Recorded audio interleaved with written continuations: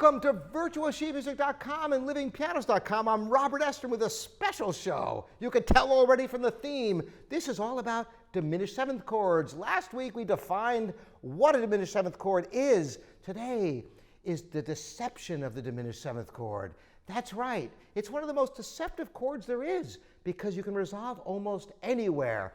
Let me show you. We talked about last week how you can't really invert a diminished seventh chord because it's all minor thirds. That is 3 half steps. 1, 2, 3, 1, 2, 3, 1, 2, 3. Play one more third and you're back to the first one. It's all the same chord. So where's the root? Where in other chords you can tell where the root is. Play a major seventh chord, invert it, you can see that this is obviously not a third anymore. And you can find the root easily by arranging the notes in thirds. You don't have the benefit with a diminished seventh chord. It's only how you spell it. Let me show you what I mean.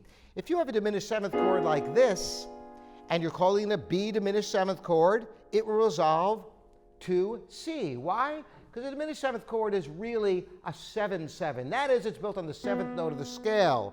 If you're in C major, it would be built on B. It would actually be half diminished. Technically, it's borrowed from the minor. Otherwise, you wouldn't have the A flat on top. But this is a diminished seventh chord, which will resolve to C, just as you'd expect. It resolves inward. But suppose you said, no, this isn't a B diminished seventh chord. This is a D diminished seventh chord, inverted.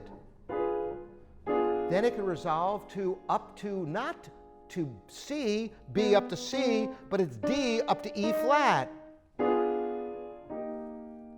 Isn't that interesting? So instead of resolving as a B diminished seventh chord to C, we can resolve it as a D diminished seventh chord to E flat.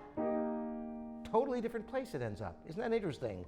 Now, what about the other notes? You could do the same thing. The F or E sharp, whatever you want to call it, can be the root, so it's going to resolve upward a half step to F sharp.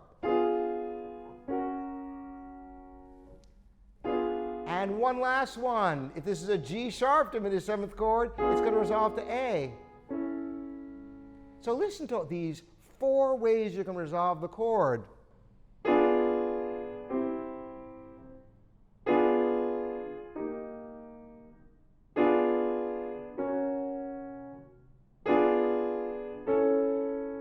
And it can also resolve to the minor.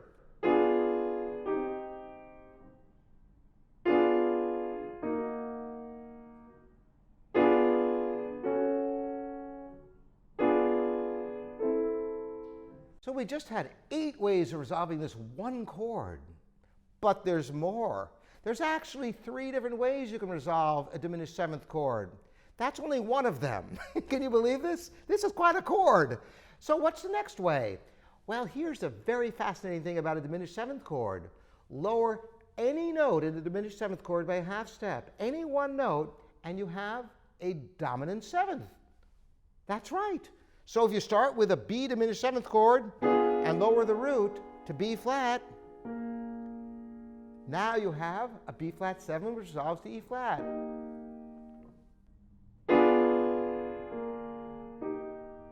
Now suppose we lowered the D to a D flat. That resolves to F sharp, or G flat in this case. Or we can drop the F to E, half step. And lastly, drop the top note a half step, and you've got a G dominant seventh chord. And of course, those could all resolve to the minor as well, which you can try for yourself at home. Is that enough for you? Am I overwhelming you? Well, you can replay this if you like, because there's a lot of excitement here. And it's just a great compositional tool or improvisational tool for you.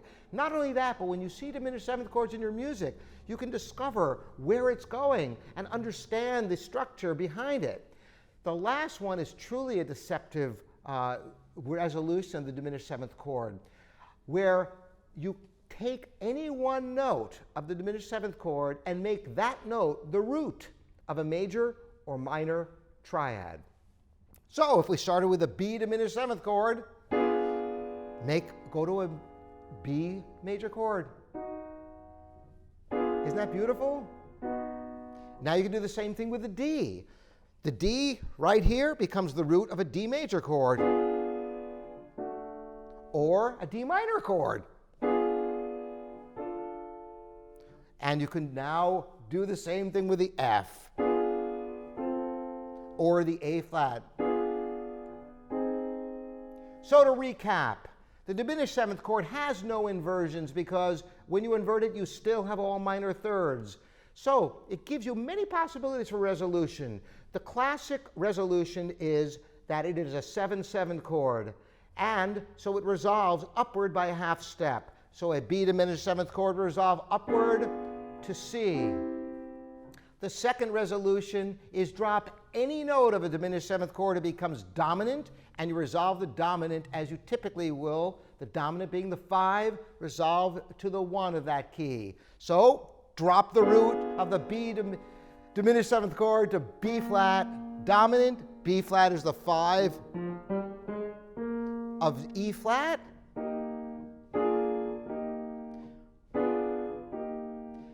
And lastly, the deceptive resolution. Take any one note and make that the root of a major or minor triad. So if we make the B the root of the diminished seventh chord and then go to a B major chord, you'll have this resolution. I hope that was interesting for you. Play around with these chords. They are really fun to work with. Thanks so much for joining me, Robert Estrin, here at livingpianos.com and virtuosesheetmusic.com.